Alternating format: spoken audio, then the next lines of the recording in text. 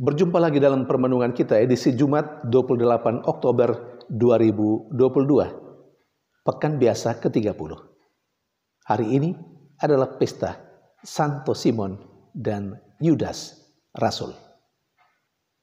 Bacaan-bacaan liturgi hari ini, bacaan yang pertama dari surat Rasul Paulus kepada jemaat di Efesus, bab 2 ayat 19-22, dan bacaan Injil dari Injil Lukas, bab 6 ayat 12-19. Kedua bacaan liturgi hari ini berbicara tentang hal seputar Rasul. Bacaan yang pertama misalnya, Paulus menegaskan kepada jemaatnya di Efesus bahwa mereka sebagai orang yang percaya, mereka sebagai gereja dibangun di atas dasar para rasul yang kepalanya adalah Yesus Kristus. Itu berarti Paulus mau mengatakan kepada jemaatnya di Efesus bahwa apa yang diajarkan kepada mereka itu berasal dari apa yang sudah dihidupi dan dihayati dan apa yang diajarkan oleh para rasul sendiri. Ketika para rasul berbicara tentang Yesus, maka apa yang mereka bicarakan itu berdasarkan kesaksian hidup mereka. Karena mereka adalah saksi mata kehidupan Yesus. Orang yang hidup bersama dengan Yesus. Lalu apa artinya untuk kita saat ini? Sebagai orang yang percaya kepada Kristus.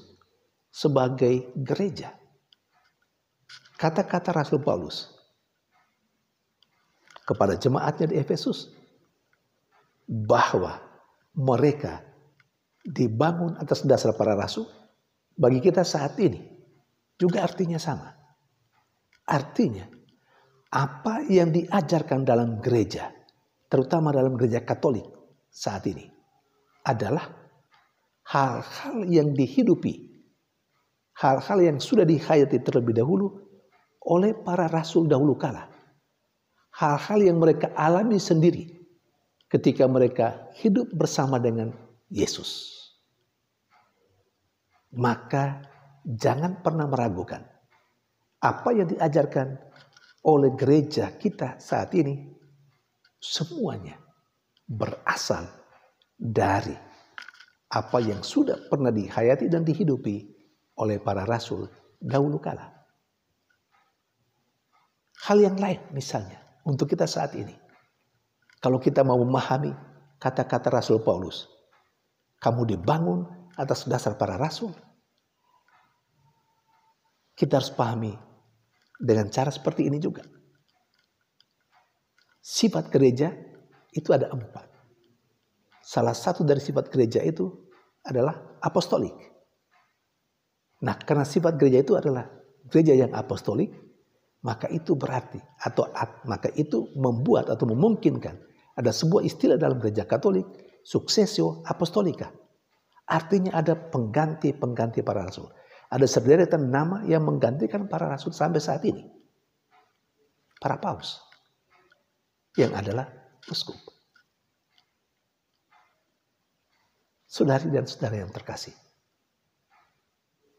Maka dalam gereja Katolik ada kesinambungan dari kehidupan Yesus, kehidupan para rasul yang diwariskan kepada para rasul, lalu kemudian sekarang ini diwariskan juga kepada para pemimpin atau para pengganti para rasul itu. Dan ini jelas dalam gereja Katolik. Arti lain dari kata-kata Paulus kepada jemaat di Efesus tadi. Kamu dibangun atas dasar para rasul berarti apa yang diajarkan dalam gereja itu berasal dari apa yang diajarkan oleh para rasul.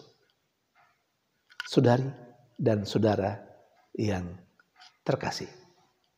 Sementara dalam bacaan Injil kepada kita diperdengarkan atau kepada kita dijelaskan tentang Yesus yang semalam suntuk berdoa sebelum dia memanggil ke-12 rasulnya.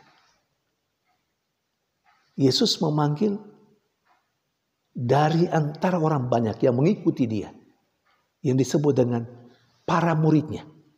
Begitu banyak orang. Dari para murid itu, dia memilih 12 orang khusus yang disebut dengan rasul. Dan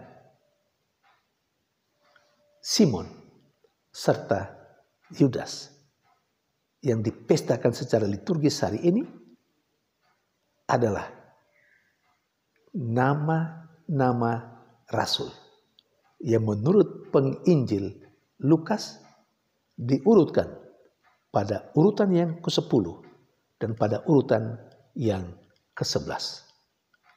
Urutan yang ke-10 adalah Simon. Simon yang kita kenal atau kita tahu dilahirkan atau berasal dari Kana. Simon ini juga disebut dengan Simon orang Zelot. Mengapa? Karena dia termasuk dalam kelompok orang yang melawan penjajah saat itu. Kelompok disebut dengan orang Zelot. Maka ketika Simon bergabung dengan kelompok itu untuk melawan penjajah Roma, maka dia disebut dengan Simon orang Zelot. Sementara Yudas yang kita pestakan hari ini adalah Yudas anak Yakobus, atau disebut juga dengan Yudas Tadeus.